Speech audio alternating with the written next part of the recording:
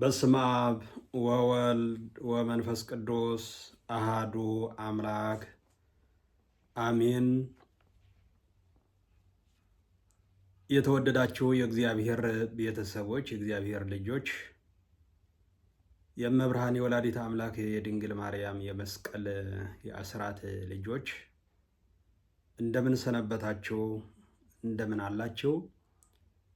እንኳን ለመጋቢት 27 ጥንተ ስቅለቱ ዓመታዊ ክብረ በዓል በሰላምና በጤና አደረሳችሁ። እንደሚታወቀው መጋቢት 27 ጥንተ ስቅለቱ ታስቦ የሚውልበት ዕለት ነው።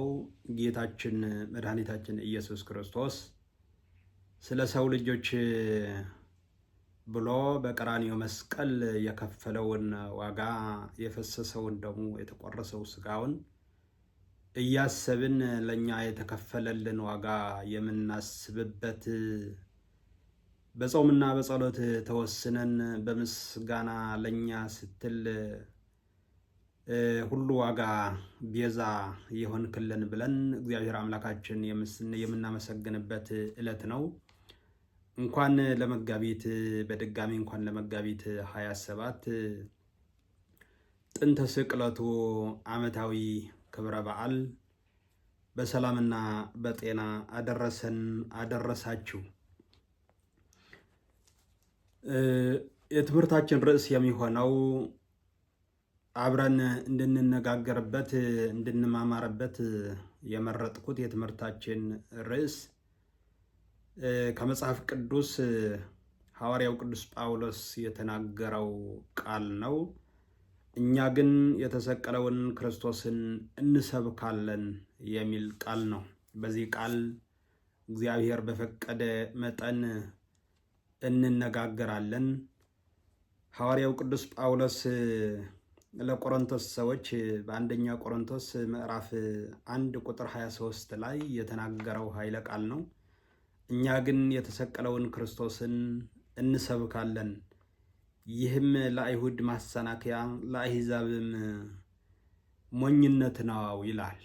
አዎ ለአይሁድ ማሰናከያ ለአሕዛብ ደግሞ ሞኝነት ነው። ስለ ክርስቶስ መስበክ፣ ስለ ክርስቶስ መመስከር፣ ስለ ወንጌል መመስከር፣ ስለ ወንጌል መስበክ በእምነት ጸንቶ መኖር፣ እግዚአብሔርን ማመስገን ለአይሁድ እንደ ማሰናከያ ይቆጥሩታል እንጂ እንደ እምነት አይቆጥሩትም። ለአሕዛብ ደግሞ እንደ ሞኝነት ይቆጥሩታል። እኛ ግን የተሰቀለውን ክርስቶስን እንሰብካለን ብለው ሐዋርያው ቅዱስ ጳውሎስ በሚናገሩበት ሰዓት አይሁድ እንደ ማሰናከያ አድርገው ይመለከቱት ነበር። አሕዛብ ግን እንደ ሞኝነት አድርገው ይቆጥሩት ነበረ። እግዚአብሔርን ማመስገን፣ ቼሮ መድኃኔ ዓለምን ማመስገን፣ ለእኔ ስትል በቀራንዮ አደባባይ በቀራንዮ መስቀል የከፈልከው ዋጋ፣ ያፈሰስከው ደም፣ የተቆረሰው ስጋህን ለእኔ ስትል የከፈልከው ዋጋ፣ ቤዛ የሆንከው አምላኬ መድኃኒቴ ኢየሱስ ክርስቶስ ሆይ ክብርና ምስጋና ለአንተ ይሁን ብሎ ማመስገን ወይም ደግሞ ኢየሱስ ክርስቶስ በቀራንዮ መስቀል ተሰቅሎ አዳነኝ ብሎ መስበክ ወይም ደግሞ መመስከር፣ ስለ ወንጌል መቆም፣ ስለ ክርስቶስ መመስከር በአይሁድ ዘንድ እንደ ማሰናከያ አድርገው ይመለከቱታል። በአሕዛብ ዘንድ ደግሞ ሞኝነት ተደርጎ ይቆጠራል ማለት ነው። በእኛ ዘንድ ግን የዳንበት፣ ከጨለማ ወደ ብርሃን የወጣንበት፣ ከሞት ወደ ሕይወት የተሸጋገርንበት፣ ከባርነት ወደ ነፃነት የተሸጋገርንበት፣ ከሲኦል ወደሚደንቀው ብርሃን ወደ ገነት የተቀላቀልንበት የገባንበት ዕለት ስለሆነ መጋቢት 27 ጥንተ ስቅለቱ ዕለተ ዓርብ የተሰቀለበት ቀን፣ ዓርብ ሰዓቱ 6 ሰዓት የተሰቀለበት እያሰብን እያስታወስን የምናከብርበት ዕለት ነው። ይህን ማለት ነው። እንግዲህ እንደሚታወቀው ጌታችን መድኃኒታችን ኢየሱስ ክርስቶስ ለምን ከሰማያ ሰማያት ወረደ? ለምን ከድንግል ማርያም ተወለደ? ለምን በቀራንዮ መስቀል ተሰቀለ ስንል የመጀመሪያው አዳም ጥፋተኛው አዳም በደለኛው አዳም የእግዚአብሔር ሕግ የሻረ ዕፀ በለስ አትብላ የተባለውን አዳም በመብላቱ የእግዚአብሔር ሕግና ስርዓት በማፍረሱ እግዚአብሔር ወልድ ኢየሱስ ክርስቶስ በስጋ ተገልጠው ወደዚህ ዓለም ወደዚህ ምድር መጣ ማለት ነው። ታዲያ አዳም ለማዳን የአዳም ልጆች ሁላችንም ለማዳን ኢየሱስ ክርስቶስ መጋቢት 27 በቀራንዮ መስቀል ተሰቀለ ነው። ይህን ነው እና ሐዋርያው ቅዱስ ጳውሎስ እኛ ግን የተሰቀለውን ክርስቶስን እንሰብካለን። እኛ ስብከታችን የተሰቀለው ኢየሱስ ክርስቶስ እንሰብካለን። አይሁድ ምልክት ፈላጊዎች ናቸው፣ ምልክትን ይሻሉ። የግሪክ ሰዎች ደግሞ ጥበብን ይሻሉ። ጌታችን መድኃኒታችን ኢየሱስ ክርስቶስ በወንጌሉ ምንድን ነው ያለ? ክፉና አመንዝራ ትውልድ ምልክት ይሻል አለ። ክፉ እና አመንዝራ ትውልድ በኃጢአት የሚያመነዝር፣ በክህደት የሚያመነዝር፣ በክፋት የሚያመነዝር፣ በሐሜት የሚያመነዝር፣ በሁሉ በክፋት በተንኮል በኃጢአት የሚያመነዝር እና በክፋት የተሞላ ምልክትን ይሻል ሁል ጊዜ ማለት ነው።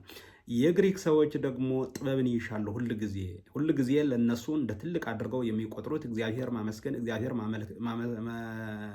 ማምለክ ሳይሆን በወንጌሉ መመራት ሳይሆን ምልክትን ሁል ጊዜ ጥበብን ይሻሉ ማለት ነው። ሐዋርያው ቅዱስ ጳውሎስ ግን እኛ ግን ጥበብም አይደለም ምልክት አይደለም የምንፈልገው አለ።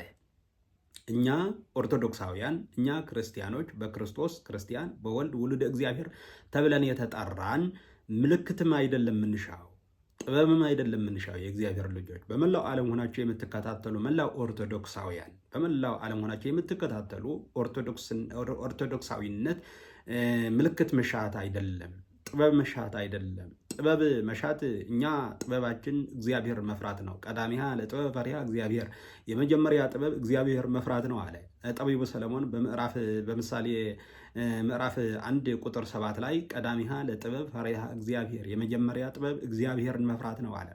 እግዚአብሔር መፍራት ነው። እግዚአብሔር በምንድን ነው የምንፈራው ካልን እግዚአብሔር ከኃጢአት መራቅ እግዚአብሔር መፍራት ይባላል። ወንድምህን መውደድ እግዚአብሔር መፍራት ይባላል። ለአባትና ታዛዥ መሆን እግዚአብሔር መፍራት ይባላል። ከኃጢአት መራቅ፣ ከበደል መራቅ፣ ከሐሜት መራቅ፣ ከተንኮል መራቅ፣ ከዝሙት መራቅ፣ ከስጋዊ ፈቃድ መራቅ፣ ከዓለማዊ አስተሳሰብ መራቅ ማለት ነው። እግዚአብሔር ከማይወደው ሁሉ መራቅ እግዚአብሔር መፍራት ይባላል። ለምን? እግዚአብሔር እንዳይቀጣኝ፣ እግዚአብሔር እንዳይቆጣ፣ በነፍሴም በስጋዬም እንዳልጎዳ ብሎ ማሰብ እግዚአብሔር መፍራት ይባላል። ስለዚህ ጠቢቡ ሰለሞን የመጀመሪያ ጥበብ እግዚአብሔር መፍራት ነው አለ። የግሪክ እንትኑ ግን የግሪክ ሰዎች ግን ጥበብ እግዚአብሔር መፍራት ሳይሆን ልዩ ልዩ ህንፃ መስራት ወይ ደግሞ ልዩ ልዩ የእጅ ጥበብ ነው የሚከተሉት ማለት ነው። አይሁድ ደግሞ ምልክትን ይሻሉ ማለት ነው።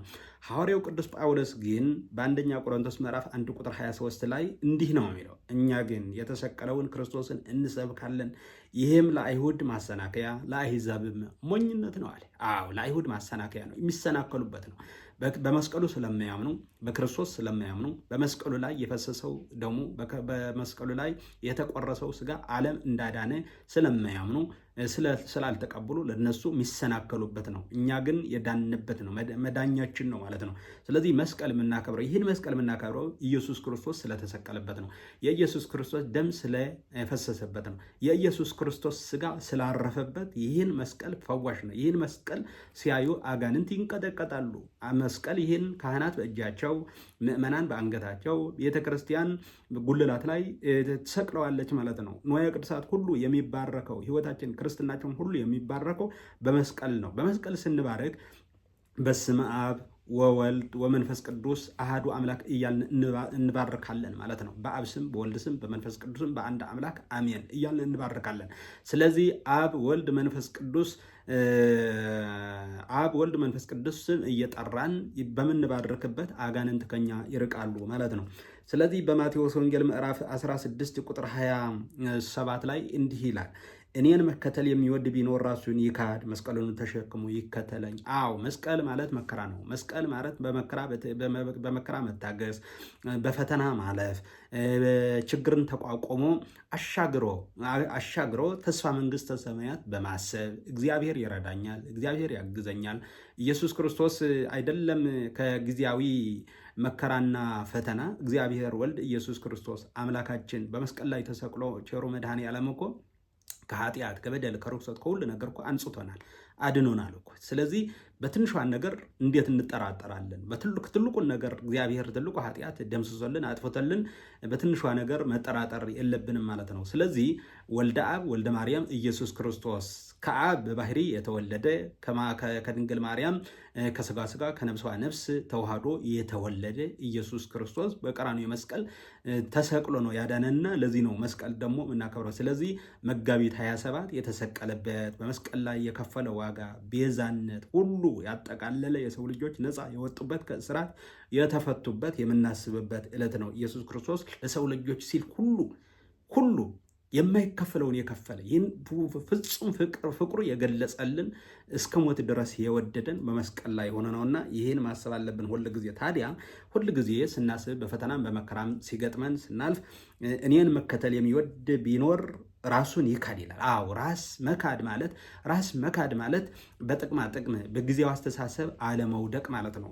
ለስጋ አለማዳላት ማለት ነው። ታዲያ ለነፍስ ታዲያ ይህን ሁሉ በፈተና ለማለፍ ኢየሱስ ክርስቶስ ይዘን ሁሉ የማናልፈውን ነገር የለም። ስለዚህ መከራ መስቀል ማለት መከራ መቀበል መስቀል ነው። ስለ ክርስቶስ ስንል ስለ ክርስቶስ ፍቅር ስንል መከራ መቀበል መሰደድ ሁሉ ጽዋት በመከራ መቀበል ይህን መስቀል ይባላል። መስቀል ብዙ መከራ የተቀበለበት መስቀል ላይ ሆኖ ነው ኢየሱስ ክርስቶስና እኔን መከተል የሚወድ ራሱን ቢኖር ራሱን ይካድ መስቀልንም ተሸክሞ ይከተለኝ ይላል። ሌላ ምንድን ነው የሚለው? የማቴዎስ ወንጌል ምዕራፍ 16 ቁጥር 24 ነው። እኔን መከተል የሚወድ ቢኖር ራሱን ይካድ መስቀሉን ተሸክሞ ይከተለ የሚለው። ሐዋርያው ቅዱስ ዮሐንስን ምን አለን? እነሆ ነዋበጉ ለእግዚአብሔር ዘያአትት ኃጢአተ ዓለም እነሆ የዓለም ኃጢአት የሚያስወግድ የእግዚአብሔር በግ አንድ ሰው ከእኔ በኋላ ይመጣል፣ ከእኔም በፊት ነበረና ከእኔ ይልቅ የከበረ ሆኗል አለ። ይህን መጥምቀ መለኮት ቅዱስ ዮሐንስ የተናገረው ነው። መጥምቀ መለኮት ቅዱስ ዮሐንስ አስቀድሞ የተናገረው ነው። እነሆ የዓለም ኃጢአት የሚያስወግድ የእግዚአብሔር በግ። አዎ የእግዚአብሔር በግ ነው። የእግዚአብሔር በግ የዋህ ሀዳግ የበቀል ደግ ትህትና ያስተማረን ቸርነቱ የሰጠን ፍቅር የሰጠን ትዕግስት ያስተማረን መስቀል ላይ ሆኖ ትዕግስት ያስተማረን ፍቅሩ የሰጠን ይቅርታን ያስተማረን መስቀል ላይ ሆኖ ቸሩ መድኃኔ ዓለም መስቀል ላይ ሆኖ ትዕግስት አስተምሮናል። ትዕግስት እንድንታገስ አስተምሮናል። የሁሉ መከራ ሲደርስበት ታጋሽ ነው። ትዕግስት አስተምሮናል። እየታገሰ ማለት ነው። ፍቅር አስተምሮናል። እስከ ሞት ድረስ ወዶን ዋጋ ከፍሎልናል። ፍቅር ነው። ከዚህ የበለጠ ፍቅር የለም። ሌላ ደግሞ ይቅርታ ነው ያስተማረን። የሚበድሉትን ይቅር የሚል ኦ አባ ስረይ ለሙ እስመ በዘ ያእምሩ አባት ሆይ የሚያደርጉትን የሚሰሩትን የሚፈጽሙትን ሁሉ አያውቁምና ይቅር በላቸው። እየተበደለ ይቅር የሚል በጥፊ እየመቱት ይቅር የሚል መራቅ እየተፉበት ይቅር የሚል እየሰቀሉት ይቅር የሚል እየቸነከሩት ይቅር የሚል እየሰደቡት ይቅር የሚል መድኃኔ ዓለም ነው። ስለዚህ በመስቀል ላይ የተከፈለው ይህን ያስተማረን መጋቢት 27 መስቀል ላይ ሆኖ ነው። ስለዚህ አምላከ ቅዱሳን መድኃኒታችን ኢየሱስ ክርስቶስ እነሆ የዓለም ኃጢአት የሚያስወግድ የዓለም ኃጢአት ያስወገደ በዓለም የነገሰ ኃጢአት ያስወገደው ዲያብሎስን ያሸነፈ በመስቀል ላይ የተሸነፈው ዲያብሎስ መስቀል ላይ ነው። በመስቀል ላይ ነው የተሸነፈው። ሁል ጊዜ ዲያብሎስ ተጻራሪ ሆኖ የሚገኘው ሁል ጊዜ ለምንድን ነው የተሸነፈው? መስቀል ላይ ስለሆነ መስቀል ሲነሳ አይወድም። መስቀል ሲያይ ይደነግጣል። ለምን? መስቀል ላይ ተሰቅሎ ነው ዲያብሎስን ያሸነፈው። ኢየሱስ ክርስቶስ ያሸነፈው መስቀል ላይ ተሰቅሎ ነው። ዲያብሎስ የተሸነፈበት መስቀል ላይ ነው። መጋቢት 27 ማለት ነው። የሰው ልጆች የዳኑበት፣ ከእስራት የተፈቱበት፣ ከባርነት ነፃ የወጡበት፣ ከጨለማ ወደ ብርሃን የወጡበት፣ ከሲኦል ወደ ገነት የወጡበት የዓርብ ስቅለት መጋቢት የተሰቀለበት ዕለት እያሰብን ነው። ይህን የዳንበት ዓለም የዳነበት የዓለም ኃጢአት ሁሉ የተወገደበት እያሰብን እግዚአብሔር አምላካችን እናመሰግነዋለን። ዮሐንስ ምዕራፍ 1 ቁጥር 29 ላይ እነሆ የዓለም ኃጢአት የሚያስወግድ የእግዚአብሔር በግ ይለዋል። የዓለም ኃጢአት የሚያስወግድ የእግዚአብሔር በግ ማን ነው? ወልደ አብ ወልደ ማርያም ኢየሱስ ክርስቶስ አማኑኤል መድኃኔ ዓለም ብለን የምንጠራው እሱ ነው። የዓለም ኃጢአት የሚያስወግድ ወይ ደግሞ ያስወገደ እሱ ነው ማለት ነው። ሁለተኛ ቆሮንቶስ ምዕራፍ 5 ቁጥር 14 ላይ እንዲህ ይላል፣ አንዱ ስለ ሁሉ ሞተ፣ እንግዲህ ሁሉ ሞቱ ይላል። አንዱ ስለ ሁሉ ሞተ ይላል። አንዱ ስለ ሁሉ ሞተ። ሁሉ ኃጢአት ሰርቶ ነበረ፣ ሁሉ በበደል ነበረ፣ ሁሉ በባርነት ነበረ፣ ሁሉ ከገነት ወጥቶ ነበረ። ታዲያ አንዱ ስለ ሁሉ ሞተ። አንዱ ስለ ሁሉ ሞተ። በአንድ የአዳም ኃጢአት ጥፋት፣ በአንድ የአዳም ጥፋት ሁሉ ከገነት ወጥቶ ነበረ። በአንዱ በክርስቶስ ሞት ደግሞ ሁሉ ደግሞ ወደ መንግስተ ሰማያት ገብተዋል። ሁሉ ከባርነት ነፃ ወጥተዋል ማለት ነው። ሁላችን ነፃ ወጥተናል። ስለዚህ አንዱ ስለ ሁሉ ሞተ ይላል። አንዱ ስለ ሁሉ ሞተ። ሁለተኛ ቆሮንቶስ ምዕራፍ 5 ቁጥር 14 ላይ የምናገኘው ሐዋርያው ቅዱስ ጳውሎስ የተናገረው ነው። አንዱ ስለ ሁሉ ሞተ ይላል። አዎ አንዱ ስለ ሁሉ ሞተ።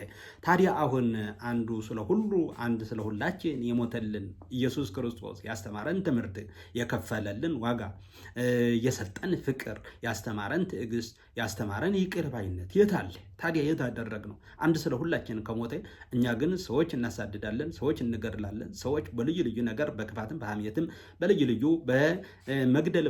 መግደል ማለት በጥይት መግደል ብቻ አይደለም። በስንት ሰዎች ነን በልባችን ሰዎችን ቀን በቀን የምንገድለው ማለት ነው። አያችሁት? ስለዚህ እኛ ክፋቱ፣ ተንኮሉ፣ ማሳደዱ፣ መግደሉ፣ ክፋቱ፣ ጭካኔው ከማን ነው የተማርነው? ኢየሱስ ክርስቶስ ያስተማረን ትዕግስት፣ ኢየሱስ ክርስቶስ ያስተማረን ፍቅር፣ ኢየሱስ ክርስቶስ ያስተማረን ይቅር ባይነት ነው። መስቀል ሁል ጊዜ መስቀል የሚያስተምረን ፍቅር ነው። መስቀል የሚያስተምረን ይቅር ባይነት ነው። መስቀል የሚያስተምረን ትዕግስት ነው። መስቀል የሚያስተምረን መሰደድ ነው እንጂ ማሳደድ አይደለም። መስቀል የሚያስተምረን መገደል እንጂ መግደል አይደለም። መስቀል የሚያስተምረን ዋጋ መክፈል እንጂ ዋጋ ማስከፈል አይደለም። የእግዚአብሔር ልጆች ሁሉ ጊዜ በየትም ዓለም ሆናቸው የምትከታተሉ በእውነት ወንጌሉ ምን ይላል? ኢየሱስ ክርስቶስ ምንድን ነው ያስተማረን? ሐዋርያት እስከ ኢየሱስ ክርስቶስ የተማሩት ትምህርት ምንድን ነው ያስተማሩን? አባቶቻችን ሊቃውንትስ ምንድን ነው ያስተማሩን? ቤተክርስቲያን ምንድን ነው ያስተማረችን? ምንድን ነው ያስተማረችን? እግዚአብሔር እኮ በልዩ ልዩ ነገር በአንድም በሁለትም እኮ ያስተምረናል። በተፈጥሮ ያስተምረናል። በነቢያትም ትንቢት አስተምሮናል። በሐዋርያትም አስተማረን፣ ራሱም አስተማረን፣ በሊቃውንት አስተማረን፣ በቅድስት ቤተክርስቲያን አስተማረን። እግዚአብሔር ያላስተማረን በምን ነገር አለ? እግዚአብሔር በብዙ ነገር አስተምሮናል። እኛ ግን አልተማርንም፣ አልተመለስንም። እንዲያም በእውነት አሁንም እዛ ነው ያለንን። አሁን ከባርነት ወደ ነፃነት መልሶን ነበረ። ታዲያ ከነፃነት እያመለጥን አሁን ወደ ባርነት ምን ሄደው እኛ አይደለን? ከደግነት ወደ ክፋት፣ ከትህትና ወደ ትዕቢት እያመለጥን እየሸሸን እየሄድን ያለን እኛ አይደለን? ከደግነት ወደ ክፋት፣ ከይቅር ባይነት ወደ ጭካኔነት እየሄድን ያለ ነው እኛ አይደለን? ታዲያ አይሁድ በመስቀል ላይ ሰቀሉት፣ ደሙን አፈሰሱት፣ ስጋውን ቆረሱት፣ ይህን ሁሉ ዋጋ ቸነከሩት፣ በጥፊ መቱት፣ ተዘባበቱበት እንላለን ሁል ጊዜ። ታዲያ እኛስ ወንድም በወንድሙ ላይ፣ እህት በእህቷ ላይ፣ እናት በልጇ ላይ፣ ልጅ በእናቱ ላይ፣ አባት በልጁ ላይ፣ እርስ በርሳችን ላይ በክፋት ልክ የአይሁድ ስራ እየሰራን አይደለን ያለን? አሁን እኛ እኮ እየሰራ ነው። የአይሁድ ታሪክ እየተረክን እኛ ግን ታሪኩ ራሳችን እየደገምነው ነውና የእግዚአብሔር ልጆች በእውነት ይህን ለእኔ የተከፈለልኝ ዋጋ፣ ለእኛ የተከፈለልን ዋጋ፣ ለሁላችን የተከፈለልን ዋጋ አንዱ ዋጋ ከፍሎልናል። ለሁሉ አንዱ ደግሞ ኢየሱስ ክርስቶስ ነው። ዋጋ ከፍሎልናል። ከአቤል እስከ ደመ ዘካርያስ እኮ የፈሰሰ የነቢያት የፈሰሰ ደም ሁሉ ዓለም ማዳን አልቻለም። ከሲኦል የሰው ልጆች ከሲኦል ማውጣት አልቻለም። ታዲያ ኢየሱስ ክርስቶስ በከፈለ ዋጋ፣ ባፈሰሰው ደሙ፣ በተቀበለው መከራ፣ ጽዋትወ መከራ ሁሉ በተቸነከራቸው ችንካሮቹ፣ በፈሰሰው ደሙ፣ በተቆረሰው ስጋው፣ በተቀበለው ጽዋትወ መከራ ሁሉ እኛን አድኖናል። ለዛ ነው ሐዋርያው ቅዱስ ጳውሎስ አንዱ ስለ ሁሉ ሞተ፣ እንግዲያስ ሁሉ ሞቱ ይላል። እንግዲያስ ሁሉ ሞቱ ይላል። አዎ በክርስቶስ እንደተጠመቅን በክርስቶስ ደግሞ እንሞታለን። ክርስቶስ እንደተነሳ እኛ ደግሞ በክርስቶስ እንነሳለን። ትንሣኤያችን በክርስቶስ ነው። ጥምቀታችን በክርስቶስ፣ ሞታችን በክርስቶስ፣ ትንሣኤያችን በክርስቶስ፣ እርገታችን በክርስቶስ ነው። አያችሁ፣ ዓርብ ስቅለት የጠላ ሰው ከዓርብ ስቅለት የሸሸ ዓርብ ስቅለት ያመለጠ ሰው እሁድ ከትንሣኤው ጋር መካፈል አይችልም። የትንሣኤው ባለቤት መሆን አይችልም። ዓርብ ስቅለት ማለት መከራ መቀበል ነው። ዓርብ ስቅለት ማለት ይቅር ባይነት ነው። ዓርብ ስቅለት ማለት ትዕግስት ነው። ዓርብ ስቅለት ማለት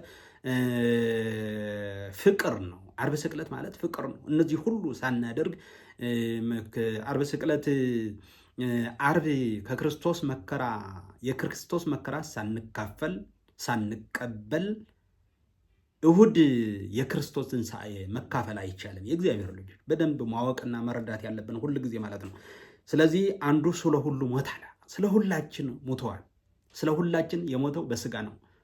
ኦ ዘጥመ ሞተ በስጋ ነው የሞተው። ኢየሱስ ክርስቶስ ሕያው ነው። ሁሌ በስጋ ነው የሞተው እኛን ለማዳን የሞተውን የሰው ልጅ በኃጢአት የወደቀውን ለማዳን ሞተ በስጋ። በመቃብር ያሉት ለማዳን በስጋ ሞተ። በነፍስ ደግሞ ወደ መቃብር መውረድ ደግሞ ነፍሳቸው በሲኦል ያለች ደግሞ በነፍስ ደግሞ ከሲኦል ላወጣቸው ማለት ነው። በስጋ ያሉ በስጋው ኢየሱስ ክርስቶስ ስጋው ወደ መቃብር መውረዱ በመቃብር ያሉት ሁሉ ኃጢአት የሰሩ በስጋው ሊያስነሳ፣ ወደ ሲኦል ያሉ ደግሞ ነፍሳት ደግሞ በሲኦል ያሉ ደግሞ ነፍሱ ደግሞ ወደ ሲኦል ወረደች ይላል። በነፍሱ ደግሞ በሲኦል ያሉት ደግሞ አወጣቸው ይላል። ከሲኦል ወደ ገነት አሸጋግራቸው። ታዲያ ይሄን ለዚህ ሁሉ ዋጋ የተከፈለልን እያሰብን እየጾምን እየጸለይን እርስ በርሳችን እየተዋደድን በፍቅር እየኖርን እግዚአብሔር እያመሰገን እምነታችን ሃይማኖታችን ጠብቀን ንስሐ እየገባን ቅዱስ ሥጋውና ክቡር ደሙን ተቀብለን ያለ ቅዱስ ሥጋውና ያለ ክቡር ደሙ ማዳን የለም። ያለ ንስሐ ያለ ፍቅር እና ያለ ቅዱስ ሥጋውና ያለ ክቡር ደግሞ መዳን አይቻልም እና ሁል ጊዜ የኢየሱስ ክርስቶስ ቅዱስ ሥጋውና ክቡር ደግሞ ልንቀበል ያስፈልጋል። ንስሐ እንግባ፣ ሁላችን እንዘጋጅ። መቼ እንደምንጠራ እናውቀው። ስለዚህ ጠንክረን ሁል ጊዜ ተግተን መጠበቅ ያስፈልጋል። ሮሜ 6 ቁጥር 5 ላይ ሞቱንም በሚመስል ሞት ከእርሱ ጋር ከተባበርን ትንሣኤውን በሚመስል ትንሣኤ ደግሞ ከእርሱ ጋር እንተባበራለን ይላል። ስለ ቃሉ እግዚአብሔር አምላካችን እየተመሰገነ ይሁን። ሐዋርያው ቅዱስ ጳውሎስ የተናገረው ቃል እውነት ነው። ሞትን በሚመስል ሞት ከእርሱ ጋር ከተባበርን ይላል። አዎ ሞትን በሚመስል ሞት ዓርብ ስቅለት ከእርሱ ጋር ከተባበርን ትንሣኤውን በሚመስል ትንሣኤ ደግሞ ከእርሱ ጋር እንተባበራለን ነው። አያችሁት? ክርስቶስ መከራ ተቀብለዋል። ክርስቶስ ተሰደዋል። ክርስቶስ ሁሉ በትዕግስት ሁሉ መከራ ተቀብለዋል። ታዲያ ክርስቶስን ለመምሰል እኔ ክርስቶስን እንደምመስል እናንተ ደግሞ እኔን ምሰሉ አለ ሐዋርያው ቅዱስ ጳውሎስ። አዎ ክርስቶስ ጳውሎስን ለመምሰል እንደ ጳውሎስ መከራ መቀበል ያስፈልጋል ማለት ነው። እንደ ጳውሎስ መመስከር ያስፈልጋል። እንደ ጳውሎስ ክርስቶስን ማመን ያስፈልጋል። ክርስቶስን ለመምሰል የክርስቶስን ቃል መቀበል ያስፈልጋል። ኢየሱስ ክርስቶስ ወልደ እግዚአብሔር ወልደ ማርያም እንደሆነ አምላክ እንደሆነ ፈጣሪ እንደሆነ እንዳዳንን በመስቀል ተሰቅሎ ሁሉ ዋተ መከራ ከፍሎ እንዳዳንን መመስከር ያስፈልጋል። ንስሐ መግባት ያስፈልጋል። ብትወዱኝስ ትእዛዜን ጠብቁ አይደለም የሚለው? የምንወደው ከሆነ ትእዛዙ መጠበቅ ያስፈልጋል ማለት ነው። ስለዚህ መከራ ፈርተን ሸሽተን ጽድቅ ፈልገን አይሆንም። መከራውን መቀበል ነው። ለዚህ ነው ሐዋርያው ቅዱስ ጳውሎስ በሮሜ ምዕራፍ 6 ቁጥር 5 ላይ ሞትን በሚመስል ሞት ከእርሱ ጋር ከተባበርን ትንሣኤውን በሚመስል ትንሣኤ ደግሞ ከእርሱ ጋር እንተባበራለን አለ። ስለ ቃሉ እግዚአብሔር አምላካችን የተመሰገነ ይሁን። ደስ የሚያሰኝ ቃል እኮ ነው። ደስ የሚያሰኝ ቃል። ስለዚህ ከእርሱ ጋር ለመተባበር ከእርሱ ጋር አንድ ለመሆን ነው ይህን የምንለፋው፣ የምንተጋው፣ የምንወጣው፣ የምንወርደው፣ የምናገለግለው፣ የሚቀድሰው የሚቀድስ፣ የሚዘምረው፣ የሚሰብከው፣ እንደገና ደግሞ የእግዚአብሔር ቃል ምዕመናን የሚያዳምጡት የሚሰሙት። ለዚህ ነው ተስፋ መንግስተ ሰማያት ለመውረስ ነው። ከእርሱ ጋር ከክርስቶስ ጋር ለመኖር ነው። በቅፉ ለመኖር እኮ ነው። ከኃጢአት ለማምለጥ ለመሸሽ እኮ ነው። ከዲያብሎስ ለማምለጥ እኮ ነው። ዲያብሎስ ሁል ጊዜ በክርስቶስ የተሸነፈ በመስቀል የተሸነፈ ሁል ጊዜ ዲያብሎስ የተሸነፈ ነው። የተሸነፈ ደግሞ እኛን ሊገዛን ሊያታልለን ሊጥለን አይገባም። የእግዚአብሔር ልጆች ነቅተን መጠበቅ ያስፈልጋል። ሁላችን እየጾምን እየጸለይን በተለይም ፍቅር ይኖረን። ፍቅር ከሌለን እንደሚሿሿ ጸናጽል ነው። ድምፅ እንዳለው እንደ ቆርቆሮ ፍቅር ከሌለ ዋጋ ያለው ፍቅር ያለ ፍቅር ጾም፣ ያለ ፍቅር ጸሎት፣ ያለ ፍቅር ምጽዋት፣ ያለ ፍቅር አስራት በኩራት ዋጋ ያለው ፍቅር ነው ትልቁ ነገር። ኢየሱስ ክርስቶስ አፈቀረን ስንል እስከ ሞት ድረስ ነው የወደደን ፍቅር ነው። እና እኛ ምንም አድርገንለት አይደለም። እኛማ በድለነዋል እኮ አጥፍተናል እኮ። አትብሉ የተባልነው በላን፣ አታድርጉ የተባልነውን አደረግን፣ እግዚአብሔርን በደልን፣ ሰይጣንን ሰማን። አያችሁት?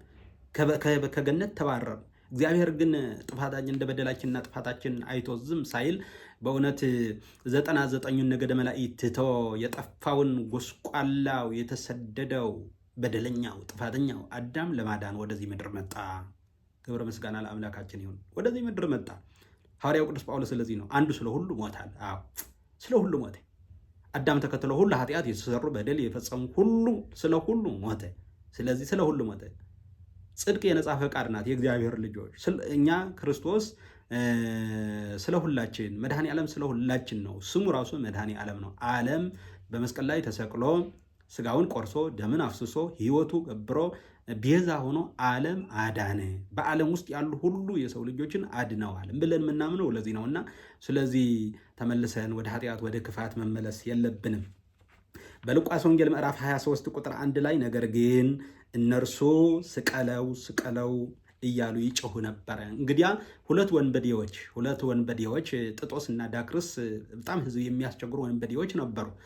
ሶስተኛ ደግሞ በጣም ህዝቡ የሚያስቸግር በርባን የተባለ በፍርድ ቤት ተፈርዶበት ታስሮ የነበረ በርባን የሚባል ነበር።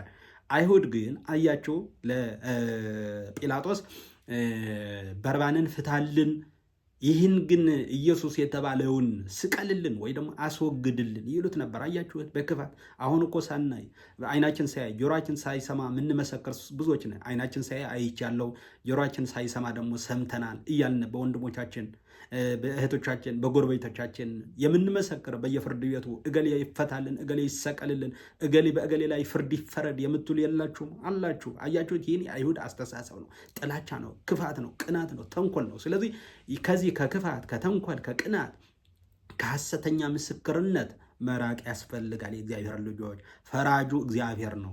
ፈራጁ እግዚአብሔር ነው። በፈረዳችሁበት ይፈረድባችኋል። በሰፈራችሁበት መስፈርት እንደሚሰፈርባችሁ በሰፈርንበት እንደሚሰፈርብን ማወቅ አለብን። እኛ በሰፈርነው እኛ በሰራነው ነው እግዚአብሔር የሚፈርድብን የእግዚአብሔር ልጆች። ስለዚህ እኛ በእውነት ብዙዎች አብዝተን ስለ ጮህን የምንሰማ የሚመስለን ብዙዎች ነን። አብዝተን ስለ ጮህን እገሌ ብቻውን ነው፣ እገሌ ብቻዋን ናት፣ እኛ ግን ብዙዎች ነን። ብዙዎች ስንጮህ ደግሞ እንሰማለን፣ ዳኛውም ይሰማናል ብላችሁ የምታስቡ ብዙዎች የላችሁ። በእውነት ይህን ፍጹም ስህተት ነው። ክርስቶስ ብቻውን ነበረ። ስቀለው የሚሉ መዶሻ የሚያቀብሉ፣ ችንካር የሚያቀብሉ፣ ሆምጣጣ ሐሞት የሚያቀብሉ፣ የሚሳደው፣ አንገታቸው የሚነቀንቁ፣ መራቃቸው የሚተፉበት፣ የሚገርፉት 6666 ጊዜ ግርፋት የተገረፈ ለእኛ ሲል ብቻውን ነበረ። ስቀለው ያሉ ብዙዎች ናቸው። አበርክቶ ያበላቸው፣ ከህመማቸው የፈወሳቸው፣ ከለምጽ ያዳናቸው ብዙዎች። በዛን ሰዓት በዛን ዕለት ዓርብ ስቅለት መጋቢት 27 ግን ስቀለው የበርባን ተባባሪ ነው የሆኑት። ዓለም የበርባን ተባባሪ ናት። ዓለም የወንጀለኛ ተባባሪ ናት። ዓለም የወንጀለኞች ተባባሪ፣ የእውነተኞች ደግሞ አሳዳጅ ናት። በዓለም ውስጥ የሚኖሩ ሰዎችም የወንጀለኛ ተባባሪ፣ የእውነተኞች ሰዎች ግን አሳዳጅ፣ ገዳይ ናቸው። አያችሁት? በእኛ ዘመን አይደለም የተጀመረው፣ በክርስቶስ ዘመን የተጀመረው። ለክርስቶስም ሰቅለውታል፣ ክርስቶስም አሳልፈው ሰጥተውታል፣ ገርፈውታል፣ ሰድበውታል፣ ምራቃቸው ተፍተውበታል፣ በችንካር ቸነከሩት፣ ገረፉት፣ አሰቃዩት። ሁሉ የማይደረገው ነገር ምን አለ? የማይደረገው ነገር ሁሉ በእነሱ ሕግ እንግዲያ 40 የተገረፈ አይሰቀልም። የሚሰቀል ከወደ ደግሞ 40 አይገረፍም። ኢየሱስ ክርስቶስ ግን 40 ገርፈው አይደለም የሰቀሉት፣ 6666 ጊዜ ገርፈው ነው የሰቀሉት። ያለ ከሕጋቸው ውጭ። ሕጋቸው እኮ አላከበሩም። የራሳቸው ሕግ አይሁድ የራሳቸው ሕግ አላከበሩም። አያቸው ጭካኔ ምን ያክል ጭካኔያቸው ምን ያክል እንደሆነ። አሁንስ እኛ አልባስንም ወንድሞቻችን የምንገድለው፣ ወንድሞቻችን የምናሳድደው፣ አንዱን በአንዱ ላይ የሚነሳው ክፋታችን፣ ተንኮላችን። ሰው ሲሞት የት አካባቢ ነው የምንል አይደለም። አሁን ሰው ስንሞት ሰው መሆኑ ብቻ ረስተን አካባቢ የምንጠይቅ ከእግዚአብሔር ሕግና ትእዛዝ ከማክበራችን ይልቅ በብሔራችን በአካባቢያችን የምንመርጥ ሰዎች አይደለንም። ወንጌሉን አሽቀንጥረን ዘረኝነትና ፖለቲካ የምንከተል ብዙዎች ሰዎች የለንም። በእውነት መመለስ አለብን። ክርስቶስ የከፈለልን ዋጋ የምናስብ ከሆነ በደንብ ገብቶን ከሆነ ዘረኝነትም አይታየንም፣ ጥላቻም አይታየንም፣ ክፋትም አይታየንም። ከዚህ ወጣ ብለን እናስብ። ሁላችን እውነቴን ነው የምላቸው፣ ከዚህ ወጣ ብለን እናስብ። እኛ ግን የተሰቀለውን ክርስቶስን እንሰብካለን እንዳለ ሐዋርያው ቅዱስ ጳውሎስ። የተሰቀለውን ክርስቶስን እንስበክ። ስብከታችን እሱ ነው። ጥላቻ አንስበክ፣ ዘረኝነት አንስበክ፣ ፖለቲካ አንስበክ፣ ገዳይነት አንስበክ፣ ራስ ወዳድነት አንስበክ። ምንሰብከው ብቻን አጣን። የሚሰብከው አጣ እንጂ የሚሰበከው ወንጌል አለን። ህይወት ያለው ወንጌል። ወንጌል እኮ ብርሃን ነው። ወንጌል ህይወት ነው። ወንጌል ሰላም ነው። ወንጌል ትዕግስት ያስተምረናል። ወንጌል ተስፋ አለው። ወንጌል ህይወት ነውና ይህን ነው መሆን ያለበት። ሁል ጊዜ ስቀለው ስቀለው እያሉ ጮህ ይላል። ነገር ግን እነርሱ ስቀለው ስቀለው እያሉ ይጮሁ ነበር ነው። ስቀለው አያችሁት? ትብብራቸው ለክፋት ነው። ትብብራቸው ክርስቶስ እንዲሰቀል ደሙ እንዲፈስ ነው። ትብብራቸው ኢየሱስ ክርስቶስ ራቆቱን መስቀል ላይ እንዲሰቀል ነበር። ጭካኔ፣ እንደዚህ አይነት ጭካኔ ከባድ ጭካኔ ነው። ኦ ትህትና ዘመጠነዝ ትህትና። ቅዱስ ዮሐንስ አፈወርቅ በቅዳሴው ላይ ምን አለ? እንደዚህ ያለ ትህትና እንደምን ያለ ትህትና ነው! እንደዚህ ያለ ዝምታ እንዴት ያለ ዝምታ ነው አለ። አዝም አለ። በትህትና ሁሉ ተቀበለው ክርስቶስ። ለማን መሰላችሁ የተቀበለው? ኃይል አጥቶ ነው ሰማይና ምድር የፈጠረ። ታዲያ ጎስቋላውን የመጣው በትህትና ነው። ሲወለድም በበረት ነው የተወለደው። ወደ ግብፅ የተሰደደው ሰዎችን ለማሳደድ፣ ሰዎችን ለመበደል፣ ለመፍረድ አይደለም። ለመፍረድማ ይመጣል፣ ለመፍረድ ይመጣል። ወይፈርድ ለኩሉ በከመ ምግባሩ። የወጉትም ያን ቀን ያን ዕለት ያዩታል። በዕለተ ፍርድ የወጉትን የተባበሩት ሁሉ የገረፉት ሁሉ ያዩታል። የተወጋበት የተገረፈበት ሁሉ መከራው ያን ቀን ያዩታል። የወጉትም ያዩታል። ያን ቀን ለፍርድ ይመጣል። ወይፈርድ ለኩሉ በከመ ምግባሩ። እንደየሥራው እንደየእምነቱ እንደየአኗኗሩ ሁሉ የኖረውን ያደረገበትን ሁሉ እንደየሥራው የጽድቅ ሥራ ከሰራን የጽድቅ ዋጋ እንቀበላለን። የኃጢአት ሥራ ከሰራን የኃጢአት ዋጋ እንቀበላለን። ዋጋ ከፋዩ መድኃኔ ዓለም ነው። ዋጋ ከፋዩ አማኑኤል፣ ዋጋ ከፋዩ ኢየሱስ ክርስቶስ ነው። ይህን ማወቅ አለብን። ይህን ካወቅን ታዲያ ይህን በእውነት አውቀን ተረድተን ከጠበቅነው እኮ ኃጢአት ያስጠላል፣ በደል ያስጠላል። ከእግዚአብሔር ቃል ውጭ ለእኛ የሚጠቅም ነገር የለም። ስለዚህ ጌታችን መድኃኒታችን ኢየሱስ ክርስቶስ ቅዱስ ዳዊት አስቀድሞ ተናግረዋል። አያችሁት? ጠላቶች ሁል ጊዜ እኛ እንድንወድቅላቸው፣ እኛ እንድንሳደድ፣ እኛ ተስፋ እንድንቆርጥ ሁል ጊዜ ጠላቶቻችን ሁል ጊዜ ይህን ያስባሉ።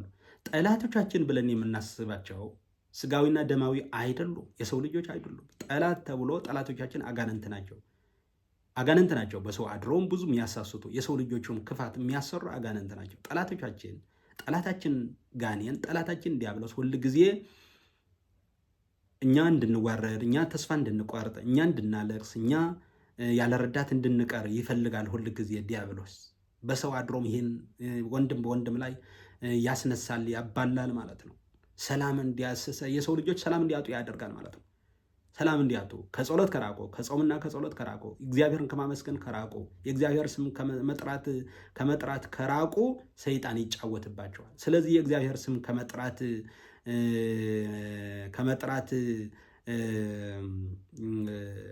ከመጥራት መለየት የለብንም። ሁል ጊዜ የእግዚአብሔር ስም እንጥራ። ወኩሉ ዘጸዋ ስም እግዚአብሔር ይድህን፣ የእግዚአብሔር ስም የሚጠራ ሁሉ ይድናል እንደተባለው ሁል ጊዜ የእግዚአብሔር ስም እንጥራ። ስለዚህ ልበ አምላክ ቅዱስ ዳዊት በመዝሙር 40 ቁጥር 5 ላይ አስቀድሞ በአፕሊኬሽኑ 41 ላይ ነው የሚለው። መዝሙር 40 ቁጥር 5 ላይ ጠላቶቼም በላዬ ክፋቴን ይናገራሉ፣ መቼ ይሞታል? ስሙስ መቼ ይሻራል? ይላሉ። ጸላኢትየሰ ማይዜ ይመውት ወይሳር ስሙ።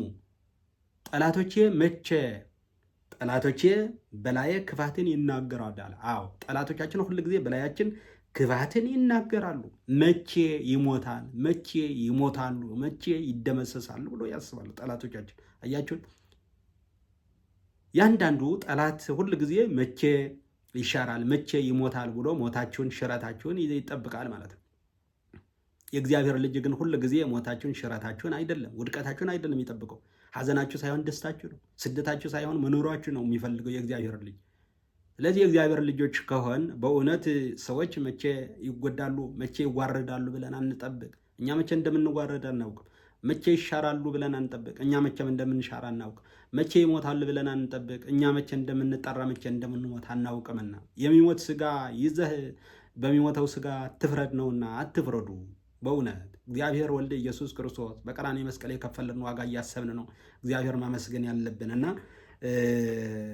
ማቴዎስ 27 ቁጥር 5 ላይ ከ6 ሰዓትም ጀምሮ እስከ 9 ሰዓት ድረስ በምድር ሁሉ ላይ ጨለማ ሆነ ይላል። የሰው ልጅ ክፋት አያችሁት? የሰው ልጅ ጨለማነት ያመጣል። የሰው ልጅ ክፋት ስራው የሚገለጠው በጨለማ ነውና ከ6 ሰዓት እስከ 9 ሰዓት ጨለማ ሆነ ይላል። አያችሁት? ኢየሱስ ክርስቶስ ራቆቱን ሲሰቅሉት ሲገርፉት ሁሉ ፀሐይ ብርሃኗን ደበቀች። የአምላኬ የፈጣሪማ ራቆቱን አላሳይም ብላ ደበቀች ብርሃኗን። እነሱ እንዳይዘባበቱበት ብርሃኗን ደበቀች። ብዙ ተአምራት ተደረጉ። የቤተ መቅደስ መጋረጃ ከላይ እስከታች ተቀደደ። መቃብራት ተሰነጣጠቁ። በመቃብር የነበሩ ሙታን ሁሉ ተነሱ ይላል። በመቃብር ላይ የነበሩ ሁሉ መባረቅትም ነጎድጓድም ሁሉ ሆነ። አያችሁት? የሰው ልጆች ክፋት እግዚአብሔር ወልድ ኢየሱስ ክርስቶስ ላይ የፈጸሙት ያደረጉት ክፋት ስንመለከት በእውነት ገደብ የሌለሽ ክፋት ነውና ክፋታችን ይጎዳናል እንጂ አይጠቅማም። ክፋት እናስወግድ፣ ተንኮል እናስወግድ፣ ምንቀኝነት እናስወግድ፣ ጭካኔነት እናስወግድ። ጭካኔነት ለእኛ የሚጠቅም አይደለም። ክርስቶስ ያስተማረን ጭካኔነት አይደለም። ጭካኔ የሚያስተምረው ዲያብሎስ ነው። ጭካኔ የሚያስተምሩት የአይሁድ ትምህርት ነው። ጭካኔነት ክርስቶስ አሳልፎ መስጠት። ሰው ገድለህ የምትጠብቀው እምነት ሃይማኖት የለምና የለም። ሰው ገድለህ የምታስጠብቀው እምነት ስለሌለ አይሁድም ክርስቶስ ገድለው የሚያስጠብቁት እምነት የላቸው። ታዲያ ክፋት ነው፣ ምንቀኝነት። የአይሁድ ትልቁ ችግራቸው ቅናት ነው፣ ክፋት ነው። እኛ እሱን ከሰማ እሱን ወንጌል ካስተማረ እሱን ከተከተለ ህዝቡ እኛን የሚያዳምጠን የሚሰማን የለም። አያችሁት? ቅናት ከባድ ነው። ቅናት ያላቸው ሰዎች በመስሪያ ቤት ገጥሟቸው አያውቅም? ቅናት ያላቸው ሰዎች የእናንተ እንጀራ ላይበሉት ይቀናሉ። የእናንተ ስልጣን ላይቀመጡበት ወንበር ይቀናሉ። የእናንተ እድላቸው ላይሆን ይቀናሉ። ቅናት ከባድ ነው። በቅናት ነው አይሁድ ኢየሱስ ክርስቶስ አሳልፈው የሰቀሉት። ጲላጦስ በርባንን ፈታ። በርባን ማለት ወንበዴ ነው። በርባንን ፈታላቸው፣ ኢየሱስ ግን ሰቀለላቸው። በርባን ህዝቡ የሚያስጨንቅ የነበረ ነው። ህዝቡ የሚያስጨንቅ የተፈታበት ዕለት ነው መጋቢት 27። ኢየሱስ ክርስቶስ ደግሞ ብዙዎችን ይፈውስ የነበረ አምላከ ቅዱሳን ኢየሱስ ክርስቶስ ደግሞ የተሰቀለበት መከራ የተቀበለበት ዕለት፣ ግፍ የተፈጸመበት ዕለት ነው። ይህን እያሰብን ነው እግዚአብሔር አምላካችን የምናመሰግነው፣ ይህን የምናስታውስበት። ለእኛ ሲል ሁሉ መከራ የተቀበለው ማናስታውስ ክርስቲያኖች ከሆን በእውነት ዘንግተናል። ስለዚህ እንንቃ ለማለት ነው። ከሁለት ወንበዴዎች መካከል ሰቀሉት። አንዱ በቀኙ አንዱ በግራው።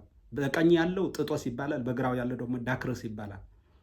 ተዘከረነ እግዚኦ በውስተ መንግሥትከ፣ በምትመጣበት ጊዜ በመንግስት አስበኝ ብሎ ጸለየ። ያኛው ግን እስቲ ራስህን አድን ከቻልክም እኛም አድነን እያለ ራሱን እየነቀነቀ ይሳደብ ነበረ፣ በግራው ያለው ዳክርስ የተባለው ማለት ነው። አያችሁት? ለምንድን ነው በሁለት ወንበዴዎች መካከል የሰቀሉት ብለን ካሰብን ደግሞ ወንበዴ ነው። እነሱ ወንበዴዎች ስለነበሩ ይዘርፉ ስለነበረ ህዝቡ ያስጨንቁ ስለነበረ ህዝቡ የሚያውቃቸው በወንበዴነት፣ በሌብነት፣ በስርቅ፣ በክፋት፣ በተንኮል ሰውን ይደበድቡ ስለነበረ ኢየሱስም ይሰርቃል፣ ኢየሱስም ወንበዴ ነው፣ ኢየሱስም ሌባ ነው ለማለት ሰው እንዲያምናቸው እነሱም የሚዋሹትን ህዝቡ እንዲቀበላቸው ከሁለት ወንበዴዎች መካከል ሰቀሉ። አያችሁት? ክፋታቸው፣ ተንኮላቸው። መስቀል ብቻ አይደለም፣ ሀሳባቸው ክፉ ነው።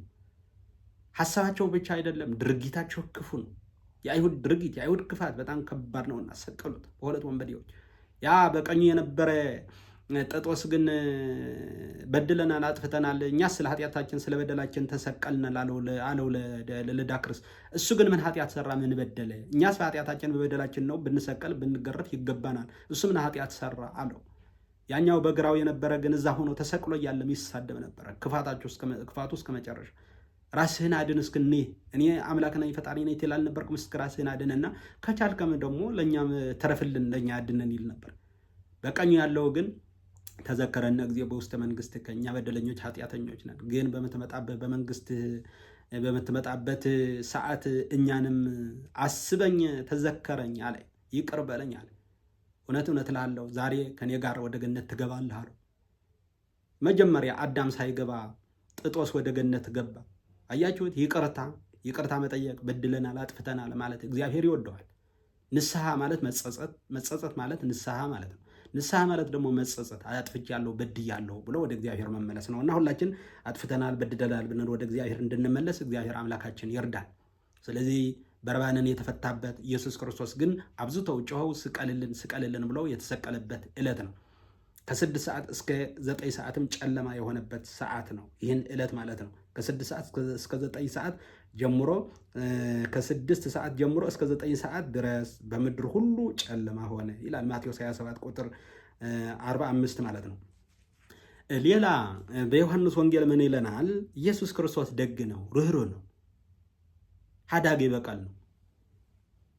ነፍሱን ስለ ወዳጆቹ ከመስጠት ይልቅ ከዚህ የሚበልጥ ፍቅር ለማንም የለውም ይላል።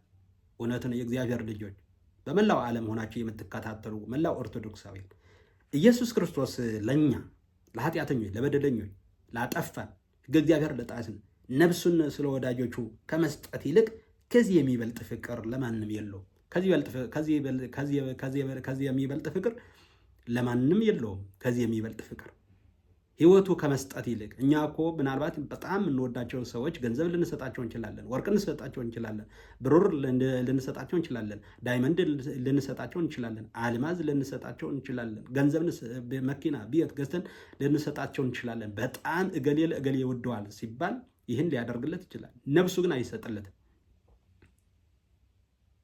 ነፍሱ ማንም የሚሰጥ የለም። ነፍሱን ስለ ወዳጆቹ የሰጠ፣ ነፍሱን ስለ ወዳጆቹ ያበረከተ፣ ነፍሱን ስለ ወዳጆቹ የሰጠ ግን መድኃኔ ዓለም ኢየሱስ ክርስቶስ ነው። ክብር ምስጋና ለአምላካችን ይሁን። ነፍሱ ስለ ወዳጆቹ ከመስጠት ይልቅ ከዚህ የሚበልጥ ፍቅር ለማንም የለውም ይላል ሐዋርያው ቅዱስ ዮሐንስ ተጻፈልን።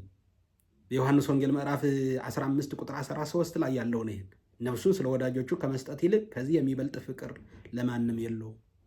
የእግዚአብሔር ልጆች ኢየሱስ ክርስቶስ እንደሚወደን ታውቃላችሁ። እሱ ይወደናል እንጂ እኛ እኮ አልወደድ ነው። ብንወደውማ ትእዛዙን እንጠብቅ ነበረ፣ ሕጉን እንጠብቅ ነበረ። ብንወደውማ ተፋቀሩ በበይናቲክሙ፣ እርስ በርሳችሁ ተዋደዱ፣ ተፋቀሩ ብሎናል እኮ። መቼ ተፋቀርን? መቼ ተዋደን? አትፍረዱ እንዳይፈረድባችሁ አትፍረዱ ብሎ ነበር እኮ። እየፈረድን እኮ ነው። ስልጣኑ ቀምተን እኮ እየፈረድን እኮ ነው። የእግዚአብሔር ልጆች እሱ ይወደናል እንጂ እኛ እኮ አልወደድ ነው። ስለዚህ እሱ እንደሚወደን እኛ ብንወደውማ ስርዓቱም ጠብቀን ሕጉም ጠብቀን እንኖራለን። በእውነት ይህን እኮ የተባረከ የተቀደሰ ዓላማ ነው። ስለዚህ ሁላችን እግዚአብሔር እንደሚወደን እኛ የምንወደደው ቸር አባት ነው ያለን፣ ርኅሩህ አባት ነው ያለን። ሲቸግረን የማይተወን፣ ስንሰደድ የማይተወን፣ ስናለቅስ በሐዘናችን በእንባችን የማይደሰት፣ እንባችን የሚጠርግልን፣ ከውድቀታችን ያነሳን፣ ከሞት ሕይወት የዘራልን፣ ትንሣኤን ያረጋገጠልን ኢየሱስ ክርስቶስ። ስለዚህ ሁል ጊዜ ብትወዱኝስ ትእዛዜን ጠብቅ ነውና ትእዛዙን እንጠብቅ። ነቢዩ ኢሳይያስ በመጨረሻው ላይ ምን አለ? ነቢዩ ኢሳይያስ በምዕራፍ 53 ቁጥር 5 ላይ በእርሱ ቁስል እኛ ተፈወስን ይላል። አስቀድሞ ነቢዩ ኢሳይያስ ተናግረዋል። በእርሱ ቁስል፣ በክርስቶስ ቁስል፣ በመድኃኔ ዓለም ቁስል የኛ የኃጢአት ቁስል እንደሚፈወስ ነግሮናል። የክርስቶስ ቁስል የተገረፈው የተሰቀለው ነው። የኛ ቁስል ግን ኃጢአት ነው፣ በደል ነው፣ ቂም ነው፣ ተንኮል ነው፣ ሕገ እግዚአብሔር ማፍረስ ነው። ይህን ቁስል የማይደርቅ ቁስል ነበረ። በእርሱ ቁስል ግን የኛ ቁስል ደረቀ። በእርሱ ቁስል እኛ ምን ሆን? ተፈወስን ይላል ነቢዩ ኢሳይያስ። ገና ኢየሱስ ክርስቶስ ከሰማያት ሳይወርድ ከድንግል ማርያም ሳይወለድ በስጋ ሳይገለጥ ነው ይህን ትንቢት የተናገረው ነቢዩ ኢሳይያስ። በእርሱ ቁስል እኛ ተፈወስን። እኛ ግን ሁል ጊዜ አቃለን ነው የምንመለከተው አይደለ? በእርሱ ቁስል ነው የተፈወስነው። ግን በእርሱ ቁስል ነው የተፈወስነው። ቁስላችን ሲደርቅ፣ ከስደት ስንመለስ፣ መከራችን ሲቀረፍ ውለታ ረሳን። ውለታ እንርሳ። የእግዚአብሔር ልጆች በሆስፒታል ያላችሁ ተኝታችሁ እግዚአብሔር አምላክ ቁስላችሁን ይፈውሳችሁ። በእስር ቤት ያላችሁ እግዚአብሔር አምላክ ከታሰራችሁበት ጽኑ ማንሳት እግዚአብሔር ያውጣችሁ። በስደት ያላችሁ እግዚአብሔር አምላካችን ወደ ሀገራችሁ በሰላም ይመልሳችሁ። በህመም ያላቸው እግዚአብሔር አምላካችን ሙሉ ጤንነት ያድልልን። አባትናት የሌላቸው እግዚአብሔር አምላክ ከአባትናት በላይ ሆኖ የሚጎበኛቸው የሚጠብቃቸው እግዚአብሔር ነውና እግዚአብሔርን አመስግኑት። ሁላችን እግዚአብሔር እናመስግነው። ለህዝባችን ለሀገራችን ኢትዮጵያ ሰላም፣ ፍቅር፣ አንድነት እንዲያወርድልን እንጸልይ። ሁላችን ወደ ንስሐ እንመለስ። እግዚአብሔር እናመስግነው። ይህን ዕለት መጋቢት 27 ከባድ ዋጋ የተከፈለበት ቤዛነት ቤዛ የሆነልን ነውና ቤዛ ማለት በአዳም ፈንታ ይህን ሁሉ ዋጋ የከፈለው ነውና በእውነት ዋጋ መክፈል የነበረብን መሰቀል የነበረብን መገረፍ የነበረብን በደለኞች እኛ ነበርን። ግን ያለ በደሉ ያለ ኃጢአቱ ያለ ክፋቱ እሱ ተገረፈ፣ ተሰቀለ፣ ተሰቃየ፣ ሞተ በስጋ በሶስተኛ ቀን ከመቃብር ተነሳ።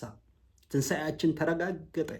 ወተንሳ እግዚአብሔር ከመዘንቃ እምኗ ምለን አዋጅ እናውጃለን። እግዚአብሔር እንደተኛ ሰው እንዳንቀላፋ ሰው ሆኖ ነበር፣ ተነሳ ብለን ትንሣኤያችን በክርስቶስ ትንሣኤ ስለተረጋገጠ ነውና በእውነት በሐዲስ ኪዳን ሆኖ በደል፣ ክፋት፣ ተንኮል መስራት አስፈላጊ አይደለምና ሁልጊዜ እግዚአብሔር እናመስግን። ሌላ መጋቢት 27 የሚነበቡ ምንባባት መጋቢት 27 ቅዳሴ ላይ የሚነበቡ ምንባባት ዕብራውያን 12 ከቁጥር 2 እስከ 18፣ አንደኛ ጴጥሮስ ምዕራፍ 3 ቁጥር 15 እስከ 20፣ የሐዋርያት ሥራ ምዕራፍ 10 ቁጥር 30 እስከ 40፣ መዝሙረ ዳዊት ምስባክ ማለት ነው። መዝሙረ ዳዊት 73 ቁጥር 12፣ የቅዳሴ ወንጌል የሚነበበው ማቴዎስ 27 ከቁጥር 1 እስከ 55 ያለው ቅዳሴው ዮሐንስ አፈወርቅ ነው። ቅዳሴው ዮሐንስ አፈወርቅ። እግዚአብሔር አምላካችን ዕለቱ ይባረክልን ይቀድስልን። የዳንበት ዕለት ነውና በእውነት አሁንም ከልዩ ልዩ ዕለት ከምንሰራው ኃጢአትና በደል እግዚአብሔር ይፈውሰን ያድነን። ጸሎት እንጸልይ፣ ጾም እንጹም፣ ንስሐ እንግባ፣ የወሰንነው እንመልስ፣ የበደሉንን ይቅር እንበል፣ የበደልናቸው ደግሞ ይቅርታ እንጠይቅ። የእግዚአብሔር ልጆች ክርስትና ማለት ይህን ነው። ለዚህ ነው ዋጋ የተከፈለልንና በቀድሞ ክፋታችንና በደላችን መጓዝ ለኛ አይጠቅመንም።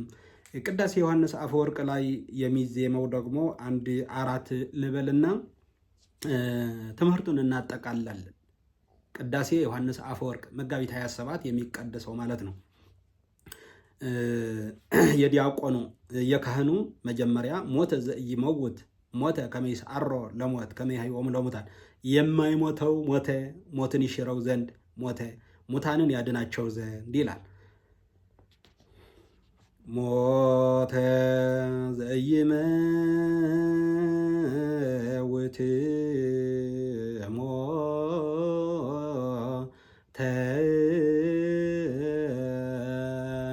ከመ ይስዓሮ ለሞት ሞተ ከመ ያሕይዎሙ ለሙታን። የዲያቆን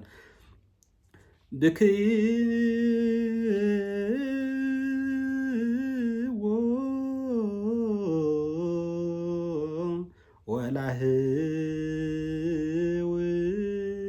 ወላህውዎ እለ ታፈቅርዎ። የካህን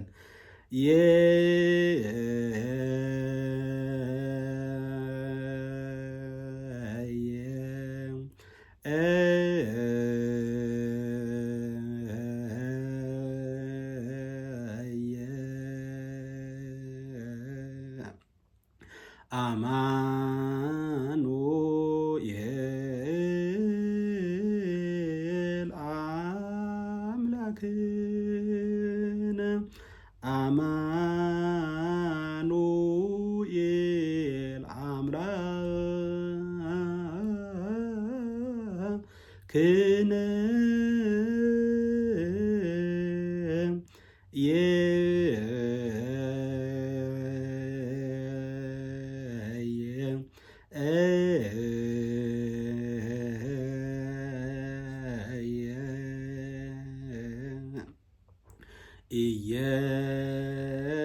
ኢየሱስ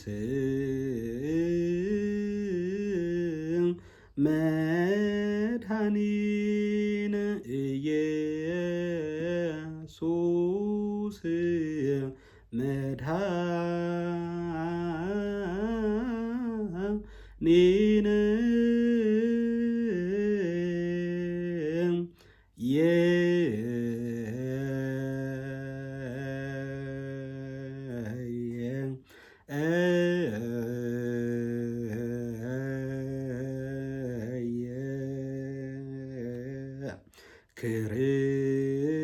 ክርስቶስ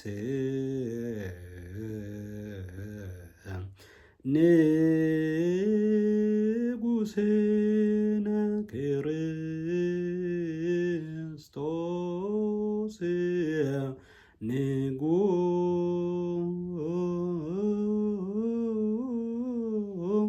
ንጉሥነ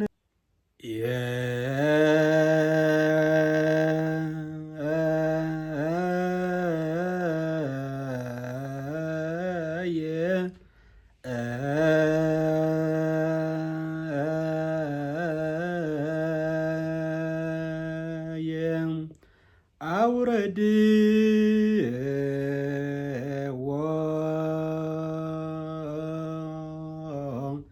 እምዕፅ እደ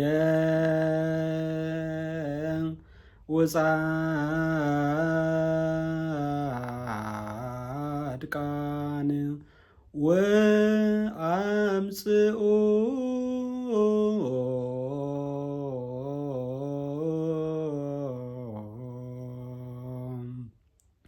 አፈዋተ ከርቤ ህውስ ወአምጽኡ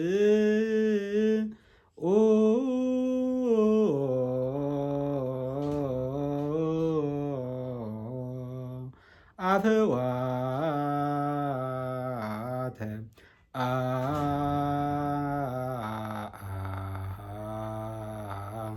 ፈዋተ ከርቤ ህውስ ወልብሰ ገርዜን ጾህ ለግንዘተ ሥጋው ቅዱስ እግዚአብሔር ቅዱስ ኃያል ቅዱስ ሕያው ዘኢይመውት ዘተወልደ እማርያም እምቅድስት ድንግል ተሳሃለነ እግዚኦ። ቅዱስ እግዚአብሔር ቅዱስ ኃያል ቅዱስ ሕያው ዘኢይመውት ዘተጠምቀ በዮርዳኖስ ወተሰቅለ ዲበ ዕፀ መስቀል ቅዱስ ተሳሃለነ እግዚኦ።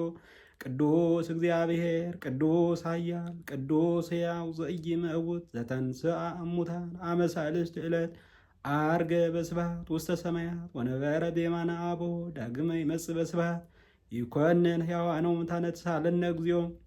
ስብሐት ለአብ ስብሐት ለወልድ ስብሐት ለመንፈስ ቅዱስ ይእዜኒ ወዘልፈኒ ወለዓለመ ዓለም አሜን ወአሜን። ለኢኩን ለኢኩን። እኛ ግን የተሰቀለውን ክርስቶስን እንሰብካለን። ወስብሐት ለእግዚአብሔር ወለወላዲቱ ድንግል ወለመስቀሉ ክቡር አሜን። እግዚአብሔር ከሁላችን ጋር ይሁን።